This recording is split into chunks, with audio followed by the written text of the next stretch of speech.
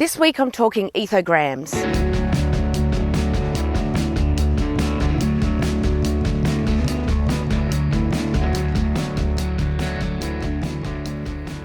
So what is an ethogram and why is it important?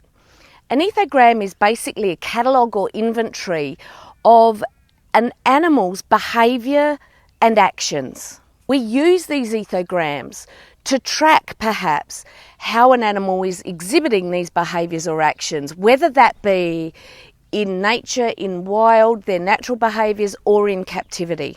An ethogram is used a lot in animal welfare because not only does it allow us to see what their natural behaviour is, but it also allows us to identify abnormal behaviours.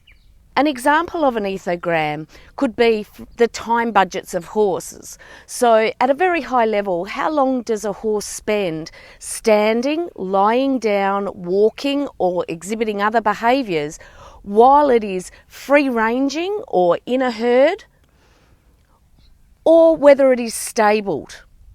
Of course, we can drill down whether it's a stable or yard, whether it can touch horse over the fence or not, but it allows us to compare these behaviours and see how the different environments might change those behaviours. So of course we can create different ethograms or different catalogues of behaviour depending on particular circumstance. We can drill right down into, are they licking their lips, are they smelling, or stay as high level as standing, lying, walking.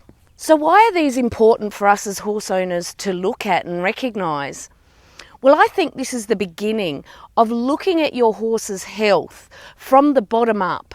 A healthy horse requires simply more than a good diet and exercise. If we want to check that our horse's welfare needs are being met, we also need to check how much of these normal or natural behaviours are we allowing our horse to exhibit. And at what point when we're dealing with our horse are we making them have conflicting motivations? For example, you're trying to ride your horse out on its own. There's two very strong motivations for the horse here.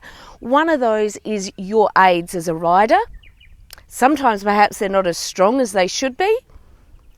The other motivation is the motivation of the horse to be back with its herds and friends. Obviously, from an obedience perspective, we would like our aids to override the other, but sometimes simply looking at it as this simple: my horse does not feel safe if it's nappy. It does not feel safe for two reasons. It doesn't have a friend, my aids aren't strong enough. Somewhere around that really lies your answer. So if you're judging your horse's health on simply its diet and exercise, I'd like to challenge you to think a little bit beyond that. Have a look at some of those normal and natural behaviours that you can see in a horse ethogram and ask yourself, how much am I allowing the horse to exhibit this? Why is this important? If you look, for example, at Maslow's hierarchy, a lot of people have heard of that in relation to humans. What Maslow's hierarchy says is there's a hierarchy of needs, and unless our bottom needs are met, then it's very unlikely we're going to achieve the higher ones up. For example, if we have no food and water, then it's going to be very hard for us to be a confident individual in a learning environment. This is the reason why some schools in disadvantaged areas provide children with food before they start schooling. So much the same within horses.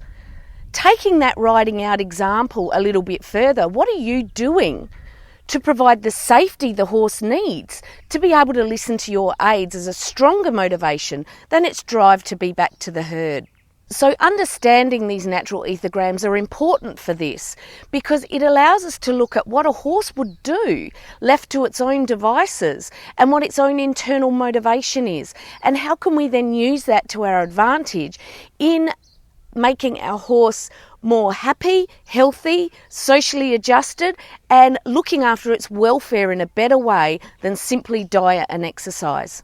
So I'd like to finish today with a simple question for you that Suzanne Rogers asks in her great book, Equine Behaviour in Mind. We deal with our horses generally for 1 to 2 hours a day. What about the other 23 hours? How is that affecting your horse when you take him out of his environment for that hour? Thanks, and speak to you next week.